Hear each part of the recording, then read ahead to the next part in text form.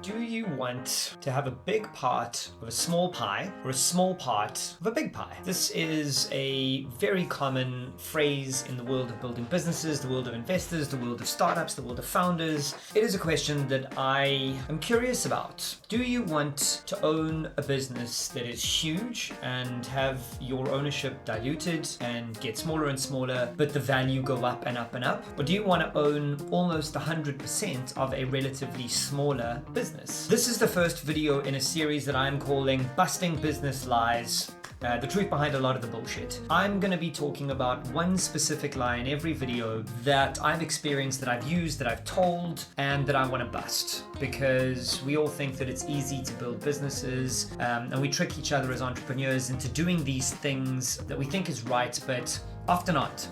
So that's what we're going to talk about today. Is do you want a big pie or a small pie, and all the kinds of pies that you get to eat. I'm going to be using a lot of food analogies in this video, but for now my name is Nick Haralambis. I am an obsessive entrepreneur and I am here to help people build businesses, and I want to help you and millions of other people do the same. So let's get into it.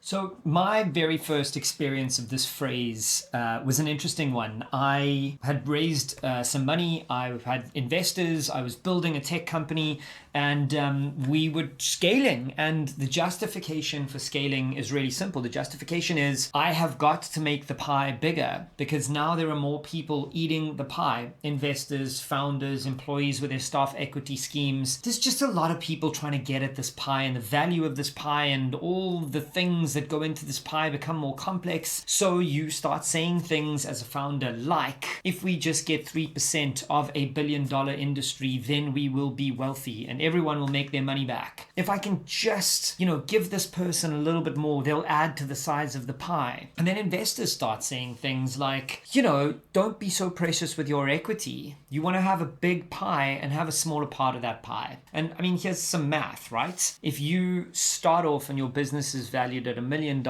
and you're making profit and you're taking out profit because you own 100% of that business, and then you raise money. Now the business is valued at $10 million. You're not profitable. You own 40% of the business. Then you raise another round of funding. You're still not profitable, but you're scaling. Now you've got a $100 million business, but you own 20% of that business. That means that your shares are valued at $20 million, which is significantly more than when you had a profitable business at $1 million, but you're not taking profit out. Your salary hasn't grown. Your problems have become more complex. The pie is definitely bigger, but you start asking yourself where the end is. And this is where things start to get complicated, because there isn't an end result here that is easy and simple like your investors or co-founders or staff or the world in media will tell you. You're going to keep raising and keep growing, and you're going to hope that at some point you get to take money off the table. And that very rarely happens for founders. I don't know many founders who've had huge exits. There are maybe a handful out of the hundreds that I've met. So the problem with the big pie theory is really simple. Not everybody knows how to make and then consume a bigger pie. And it's just a complete misunderstanding of business that if I know how to run $1 million business, I will obviously know how to run a $100 million business. Those two things are different. They're different pies. They use different ovens. They use different cooks and chefs and ingredients and recipes, and everything is different. So we get obsessed with this idea of making the pie bigger. But I've met entrepreneurs who've exited $100 million businesses whose fractional percent of the pie is irrelevant. And they might have made salaries, and they might have exited or been forced out, and they walk away with significantly less money than if they had stuck with the business they wanted, a smaller pie, and continued to grow sustainably and slowly. We try and grow at a catastrophic rates because bigger is always better. But it's just not true in entrepreneurship. And we've been fed these lies because we like to bring other entrepreneurs along the ride with us into the mess that we're in.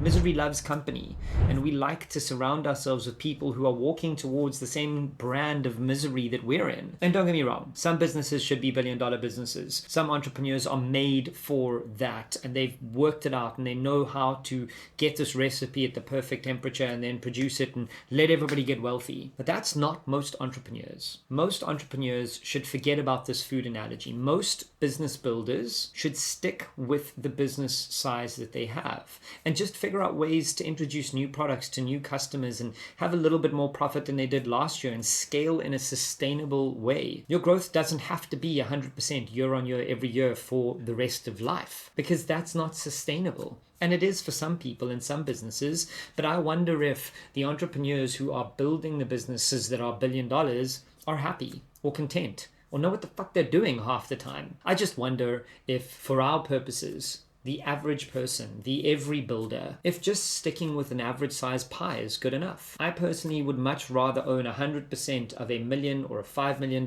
turnover business, take profit off the table every year, pay my salary the number that I want, and help my staff live a great life, and work reasonable hours with no burnout and no catastrophic growth, then have a business that makes me anxious and sad and depressed and frustrated and angry and rich. And I just don't think that those two things are mutually independent of one another. I think you can live a wealthy life and build a small business. I don't think the only way to measure your wealth is with a big pie that you have a small percentage of. So the business busting lie that we have is that you need to scale your business to make the pie bigger so everybody can get wealthy, and then you can exit or make this money. So look, here's the thing. Here's the thing that I want us to move towards. I want business owners to understand what their version of enough is.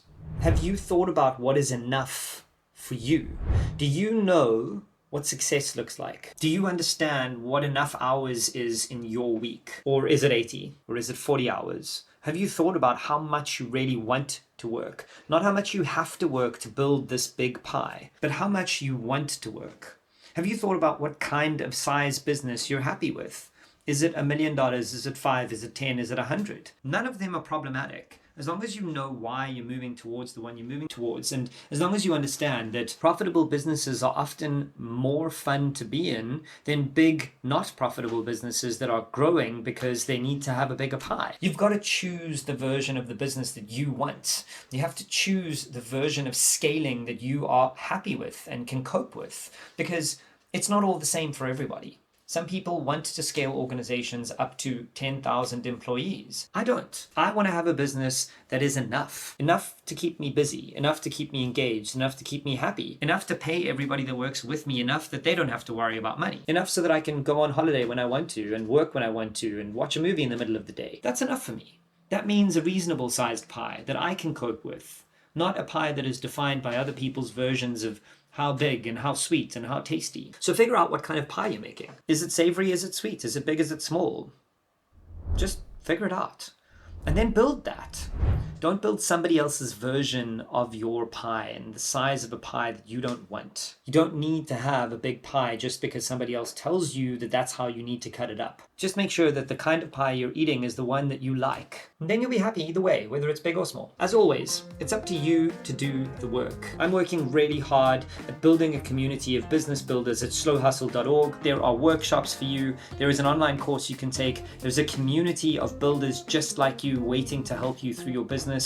So check out the links below, hit the subscribe button, hit the like button, and if you like this video, please share it with somebody because they might need to just eat a smaller pie.